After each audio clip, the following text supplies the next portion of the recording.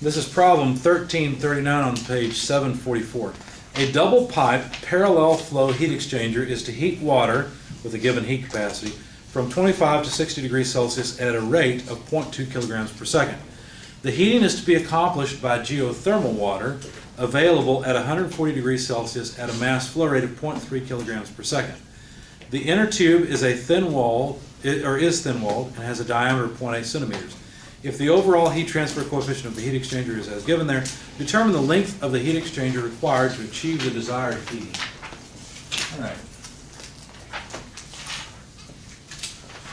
So 13-39, and I may have to extend this problem just a bit to find other things they didn't ask for. But let's sketch the system. Let's see, I guess that'll be large enough. Now, I don't have this one written out. You may want to take notes on this. Usually I have PDFs of all my example problems. This one I have not written out yet, because I've not worked it before. So it's up to you to take notes. I'll try to remember and write it out and scan it and put it in PDF format. I know for me, I always liked being able to just sit and listen rather than having to write things down. It confused me or distracted me. Okay. It's to heat water. Now they don't tell us whether the hot stream was on the outside or the inside. Let's put the cold stream on the inside. It's a parallel flow, so we'll take the cold stream here to be, you know what, I should have made the center in red. Oh well. The cold stream comes in at TCN equal 25 degrees Celsius. And the temperature of the cold stream out, TC out, is to be 60 degrees Celsius. And the mass flow rate, m dot, on the cold side is equal to 0.2 kilograms per second. They also told us that the heat capacity, C sub P, on the cold side is 4,180 joules per kilogram per degree Celsius. And I think that's all they gave us on the cold side. They told us that the hot side is geothermal water. Temperature of the hot side N equals 140 degrees Celsius. Okay, at a mass flow rate, so let's see, m dot H equal to 0.3 kilograms per second. And what else? Oh, there's a heat capacity as well on the hot side. It's different, 4310. So CP on the H side, 4310 joules per kilogram per degree Celsius. Get all that right? Yeah, there we go. Okay, they told us the diameter of the tube. Diameter equals 0.8 centimeters. And what else? They told us an overall heat transfer coefficient, U, should be capital U, not to be confused with internal energy. 550 watts per, let's see, meter squared per degree Celsius. We're supposed to determine the length of heat exchanger required to achieve this heating. I'm also going to calculate the exiting temperature along the way. So basically the question is, how much area do we need? Okay? Questions about what we're doing so far? All right. Well, I'm going to begin by calculating the exit temperature on the hot stream. Temperature of the hot stream out. And I can do this simply by an energy balance, right? Because whatever heat flows into the water must have come from the high temperature stream. In fact, I can calculate the rate of heat transfer on the cold side. All I need is the mass flow rate on the cold side times the heat capacity on the cold side times the temperature change on the cold side. So that would be TC out minus TC in. Why not the other way around? Well, because the cold stream comes out higher than it came in, right? So I want this to be positive. Now, what did we call this product? M dot CP. We gave it a name. We called it capacity. Called it capacity rate. Okay, so when we multiply those two together, we get the capacity rate. Let's do that. So go ahead and just multiply these two by one another, and we'll get the capacity rate on the cold side, capital C subscript C. Okay, so let's see, what would that be? That'd be 0.2 times 4180, so 418 times 2 is 836. Units would be joules per second per degree Celsius, right? So there's the capacity rate on the cold side, 836 joules per second per degree Celsius. The temperature of the cold stream out is 60 degrees. The temperature of the cold stream in, here it is, 25 degrees Celsius. See how the degrees Celsius go away? Okay. Now I can't do this one in my head very easily, so take 35, which is the difference here, and multiply it by 836. What do you come up with? 29,260. 29,260. The units would be joules per second. What is a joule per second? It's a watt. What? That's the running joke in this class and in 320. Okay. So what does this tell us? This tells us the rate of heat transfer into the cold stream, right? Must that not also be equal to the rate of heat transfer out of the hot stream? So Q dot H equals Q dot C. If we're assuming that this outer shell is insulated well, right? But what is Q dot H? M dot H, heat capacity on the hot stream side, times the temperature change on the hot side. Now here, we're going to need the temperature of the hot stream in minus the temperature of the hot stream out, right? Because the hot stream in is higher temperature than the hot stream out. Still a hot stream. Okay. Now notice the unknown in this equation. What is the unknown? THL. I should have switched to blue or to black earlier. So if we solve for the temperature of the hot stream out, what would it be equal to? I'm going to do this in one step. Are you ready? It's going to be equal to the temperature of the hot stream in minus, because notice it has to go below, right? Minus Q dot H over CH. CH, what is CH? CPH. Right, so it's the capacity rate on the hot side.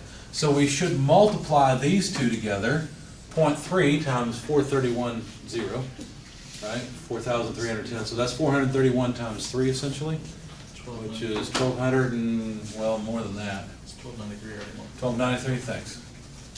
Okay, so 1293, yeah, that would be right, thanks. Joules per second per degree Celsius.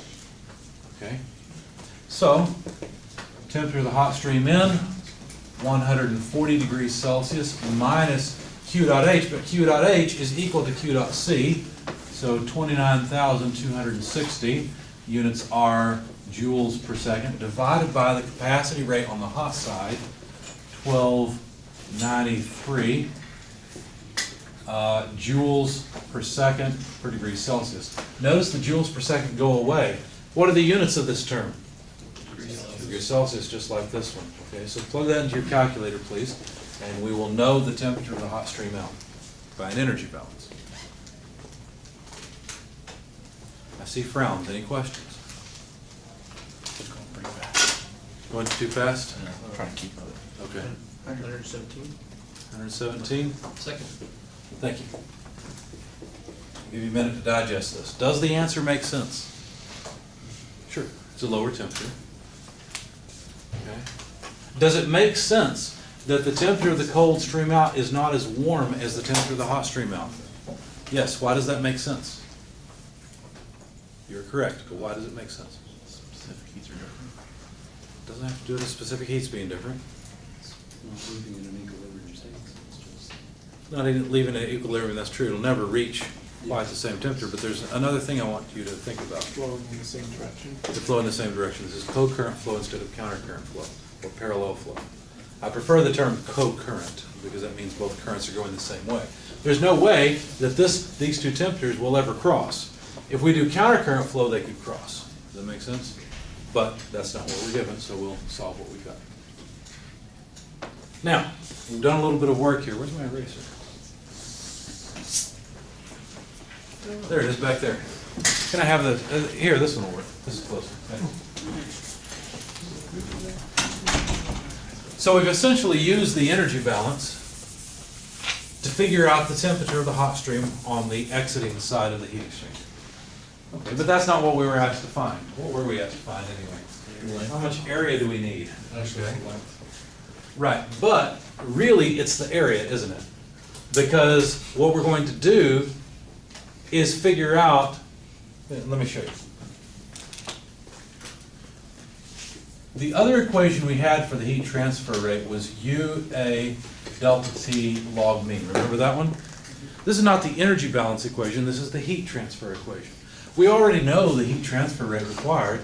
Now we can get at the log mean temperature differences, right? We know U, so really the question is how much area do we need? And then from the area we can figure out the required length. In fact, what would the equation for the area look like? Well, it's just the area, the surface area of a cylinder, isn't it, right? Well, it would be pi times the diameter times length, right? Because pi times the diameter would give us the perimeter, multiplied by length would give us the exterior surface area, okay? So, if the question is how much length, we could just go ahead and make the substitution and say Q dot equals U, instead of A, we'll write pi dl, delta T log mean, and solve for the required length, right?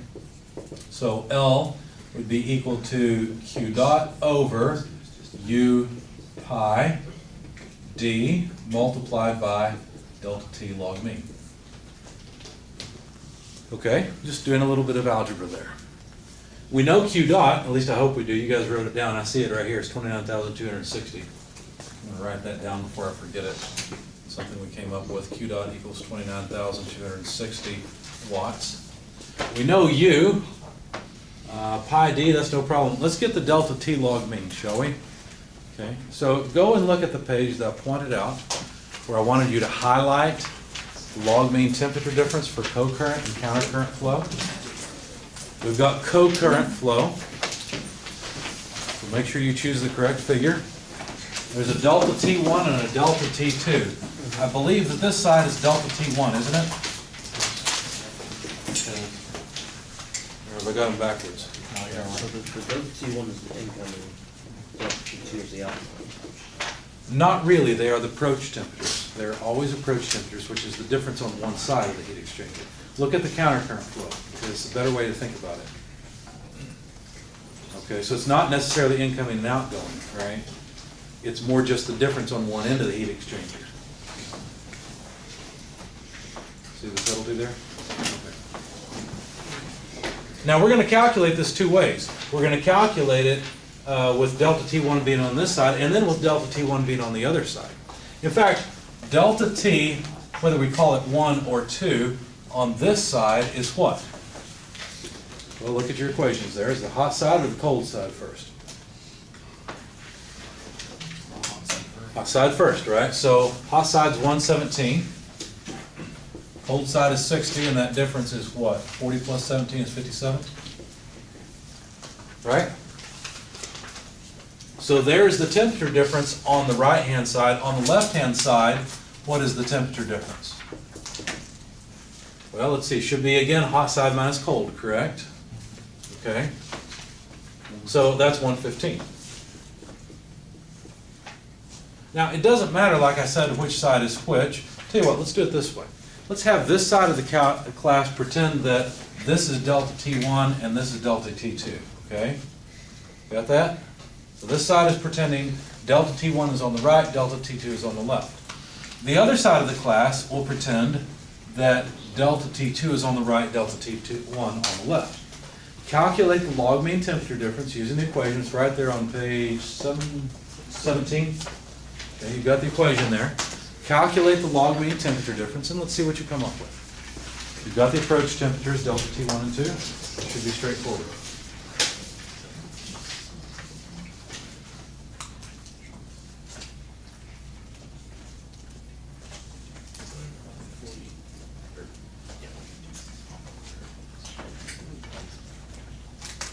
82.64. I've got one answer of 82.64. Second that answer. What are the units? The degrees Celsius, aren't they? Now, you might look at this and say, well, don't I need to convert to Kelvin? No, you don't. We're taking the ratio of a temperature difference, okay? So it's the exact same even if it were in Kelvin, okay? And where do the units come from, the numerator or denominator? Numerator. They come from the numerator, right? They're gone in the denominator. There are no units in the denominator when you're calculating the natural, or the delta T log mean. Anyone on the right side? Same thing? Okay. All right, does that make sense to everyone? So we found delta T log mean, it's 82.64.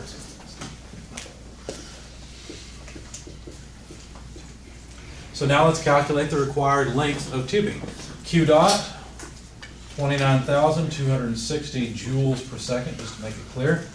U, given as, well, I guess I could have left it as watts, couldn't I? Because U has watts in it. 550 watts per square meter per degree Celsius. Pi, diameter. Diameter is 0.8 centimeters. Can I just plug in 0.8 centimeters? No. What is 0.8 centimeters in meters? 0.08. 0.08? 0.008, right? Because it's 100. There we go. Okay, so 0.008 meters for the diameter, and then 82.64 degrees Celsius. Okay. Notice the degrees Celsius go away nicely. The watts go away nicely. All but one of the meters go away. So we have our result in meters. Okay. Plug it into your calculator, please. What do you have? 25.61. 25.61 meters. Anyone second that? So there's the required length. Would you size the heat exchanger based on that? Would you go cut a piece of pipe 25.61 meters long? No, what would you do? 30 meters, or add some bends to it. Even if you add bends to it, we still need at least that much length, right? So we need some length for the ends. I would cut it longer. Why would you cut it longer than this? To overcome potential heat loss through the fouling. There's two good reasons. Fouling is one of them, right? Because there could be stuff deposited on the inside or the outside, which would reduce the overall heat transfer coefficient. Mr. Clevenger, what did you say? Oh, I said potential heat loss through the heat. Potential heat loss through the sides, right? Okay, so if our goal is to make the temperature of the cold stream come out at 60 degrees, what would happen to the temperature of the hot stream if we lost a little bit of heat? It would have to go down. Either this would definitely have to go down to maintain the exiting cold stream at 60 degrees and yet provide the heat loss. Does that make sense? It's kind of like if you want to go buy a car for $1,000, but you also have to pay for taxes and title, right? A little bit of loss there. Okay. Of course, $1,000 car, who cares? It's not going to last long anyway. Questions, comments? All right. Let's see. There's something else I wanted to do here. I don't remember what it was. Okay. All right, good enough.